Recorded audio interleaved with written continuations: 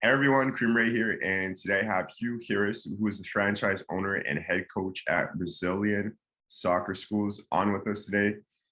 Mr. Huw, how's it going? I'm doing well, Kareem. How are you? I'm doing well as well. Thanks for joining us today. Pleasure. So, can you, just take us back in time, and I know this is a while back now for you, but share how you got involved in the beautiful game.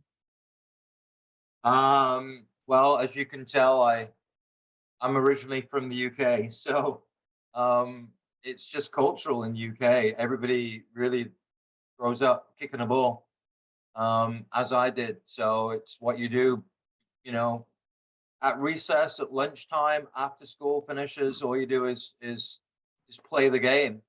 Um, so if you're into sport, which I always was, football or soccer is what you love. Got it. And what age would you say you stopped playing and you started to pursue other avenues in the game? What age did I stop playing? Yeah, Um, well, I played master soccer, but I mean seriously, I had a couple of injuries, so I sort of finished playing competitively at about 25, 26, and it wasn't until I actually had children that I got back into coaching. I'd coached at university level when I was at university. The women's sport was starting up then, and a lack of money and whatever else, they looked to sort of their opposites that were already playing and help them out. So I started to coach then and really enjoyed it. And it was something that I sort of realized I was always going to get back into, but like most people, a lot of people, had a couple of careers that happened before that. I was into IT and worked with Canadian Airlines, and then I worked for Vancouver International Airport. And it wasn't until I had children of my own that I really got back into soccer and coaching, looking after them initially, but then became fully invested and involved with the club here where I live. got it. So you mentioned that you said until you had kids of your own, that's when you got involved back into the beautiful game. I'm sorry, Kareem, say that again. Sorry, did you say once you had kids, that's when you got back into the game?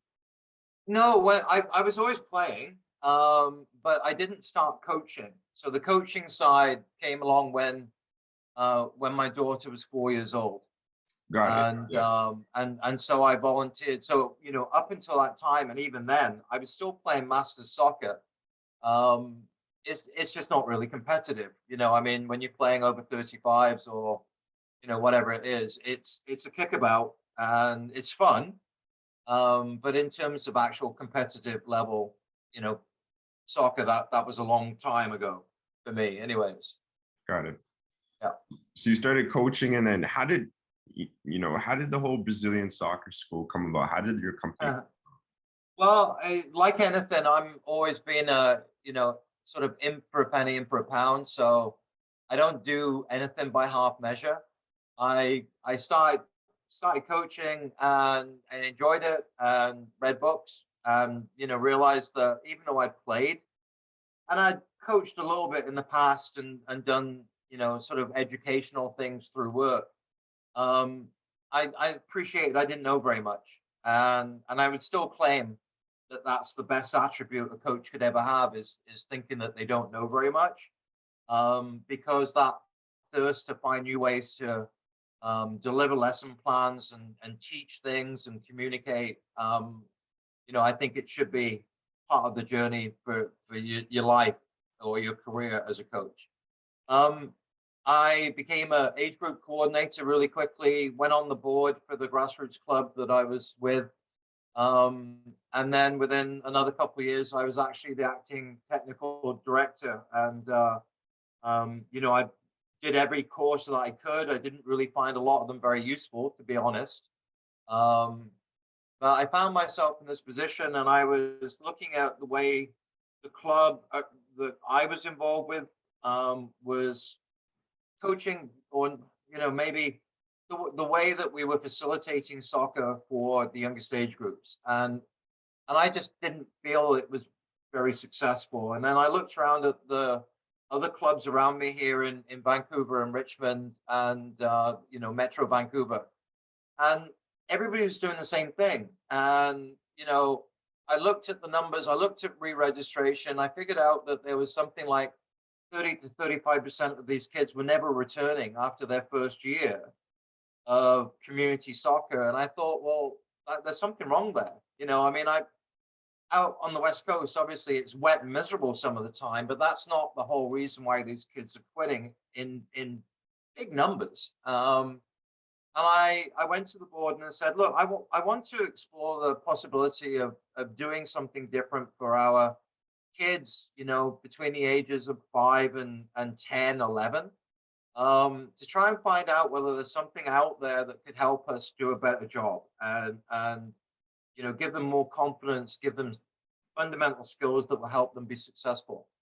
And as you would expect, when you offer to go and do something for free and do some work for free, people are quite happy to let you do that. So I got a lot of positive encouragement. I spent the next, I would say, probably 3 to 4 months just investigating anything I could.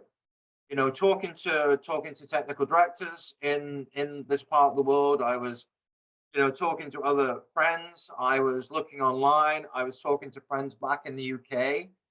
And I looked at a number of different technical development packages or franchises or whatever else that you could buy. And the one that resonated with me was Brazilian Soccer Schools. You know, it it just seemed to tick all the boxes, especially for that younger age group. It's a holistic approach to teaching, but it's a little different, and I think the differences that it has set itself up very well to be useful throughout Canada, across the country. It's an indoor-based program, when best provided, because it is a futsal program, but it actually the Brazilian form or the South American form of futsal. So it's a smaller, heavier ball than you would typically see in a futsal game or program, and that the size of the ball and the weight of it give the children a lot more touches.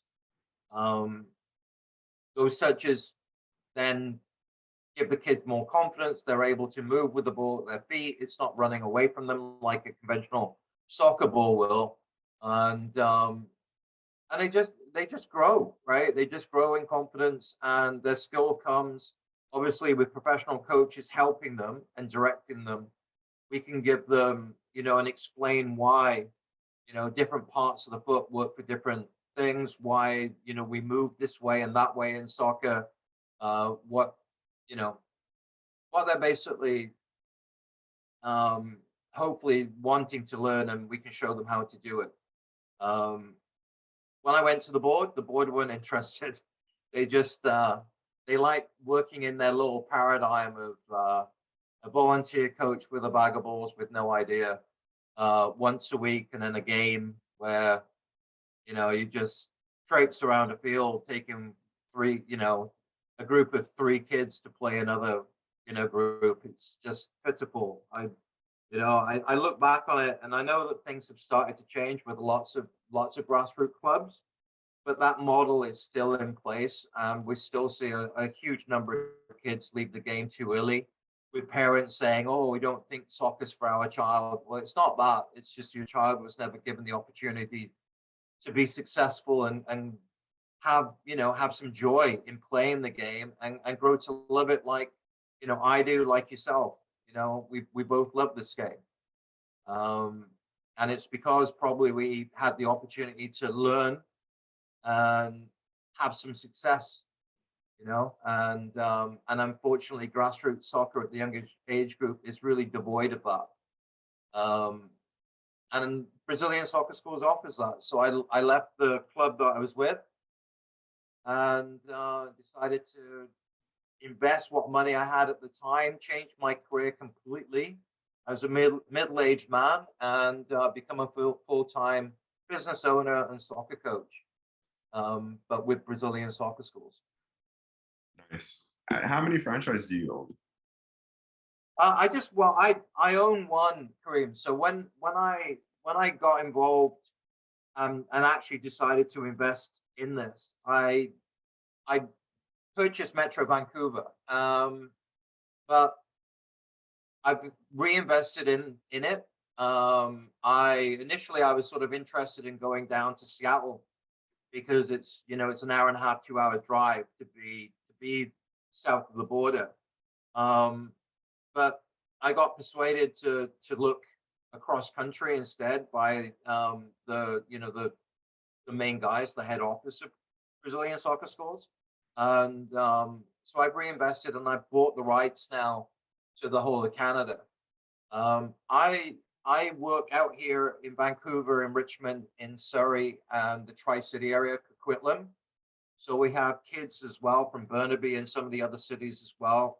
We have a separate operation that's working in North Vancouver and West Vancouver. And at the moment, that's it. But I'm sort of in conversation with a couple of other people who are considering bringing Brazilian soccer schools with my help. It will be their business and their operation, but bringing that to Alberta, starting potentially in Calgary, and then also in Winnipeg as well. Got it. For someone that's interested in investing into Brazilian soccer schools, where can they reach you at? They can probably the best website to sort of get information in terms of what the business is about is it's ca.icfds.com, and the ICFDS stands for International Confederation of Football de Salon. So that would be the URL I sent them to, but if it's easier, they can just go to braziliansoccerschools.ca. And my contact information is there, my phone number as well as my email. Got it. I could also link it into the description as well, whatever information you want me to put there so they could check it out. Yeah, that'd be great. Mm-hmm. Awesome. Leading into our last two questions. Okay. What are your short-term goals and long-term goals? Short-term goals is to continue to develop. We're in partnership with one of the youth clubs here, and we're looking to work with a grassroots club as well in Vancouver. So the short-term goals is to create a skill center for the grassroots club, working with our partner, which is Fusion Football Club. And we're hoping to sort of change everything that I was talking about for 5, 6, 7-year-old boys and girls coming into soccer. We want to change that experience. So my short-term goal is to do that, is to effectively do that for a club, which is what had started this little journey with Brazilian soccer schools for me, to actually bring that to fruition with a club. It's going to be a different club than the one I was with, but still, I will feel that, short term, getting that up and running. The long term is to really, be a catalyst for change in terms of how kids are brought into the game in Canada, or how they can be, providing another way in which we teach.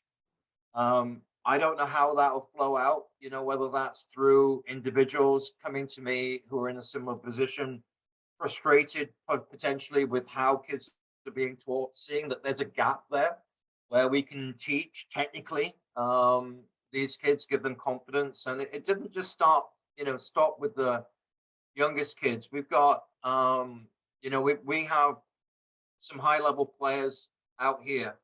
Some people call them elite, but I don't like that. There's only elite to me means world-class players, and there's only a few of them.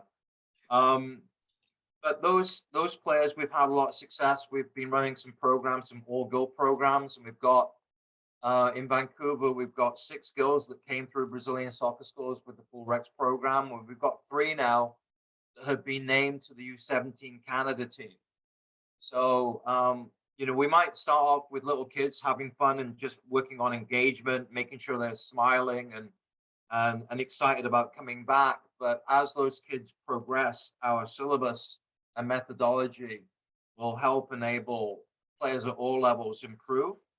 For the players who are really ambitious and have got that hard work ethic, um, I know because we've got the evidence and it's proven that we can help those kids, reach the highest levels in the game now within Canada. Nice. And last question, who are you currently partnered with? I know you mentioned Fusion, but are there any other partnerships that you guys are involved in? Um, well, we're a network of schools. So I'm the master franchisee for Canada, but there are operations in other countries around the world. So we have that network. In terms of partnership, ICFDS which is the sort of the governing company, um, has relationships with a number of clubs in the UK as well as a working partnership. Um, it's still unofficial. It was going to be made official before the pandemic, but like a lot of things, has been put on you know, put on the side for a while, but we might go back to. So there's a couple of clubs that we work with in Brazil, Fluminense, and at the moment the other club is Flamengo, both in Rio. Some friends of ours that are working with Santos as well down um, further south in Sao Paulo.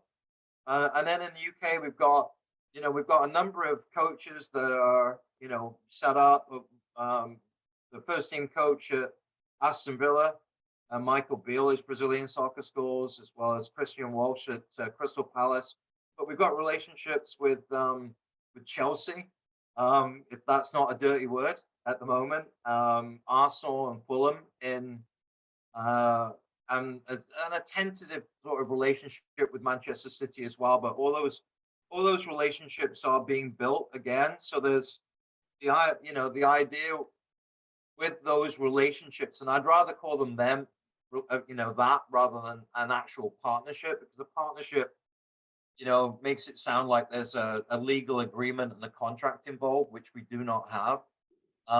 But those relationships are definitely starting to create opportunities for our kids, and pathways, that are beyond in this part of the world. The pathway is the Whitecaps, and the or U.S. colleges or Canadian colleges, and I think that with ourselves and our relationship now with Fusion, that we can start to develop pathways into Europe with some of the clubs that um, we either have direct contact with or through other Brazilian schools operations, like we have, in Croatia, Germany, Poland, Holland. We have the opportunity at times, and we have some events that we carry out, like a training week that we hold in August in the UK, where these kids can actually meet a lot of these people, and it can start a conversation that might become something further down the road, where these players get opportunities that they might not have otherwise. Nice. And before we end off here, Mr. Huw, I just want to ask you 10 fun questions. It's Oh, okay. they're speed questions. Okay, so who's your favorite team? Liverpool Football Club. Favorite player? Kenny Dalglish. Favorite cleats? What was that? Sorry. Favorite cleats or boots? I know you're from Oh, easy one. Preds. Adidas Predators. Predators. Favorite food? Ooh, ceviche right now. I'm really liking that. Favorite musical artist?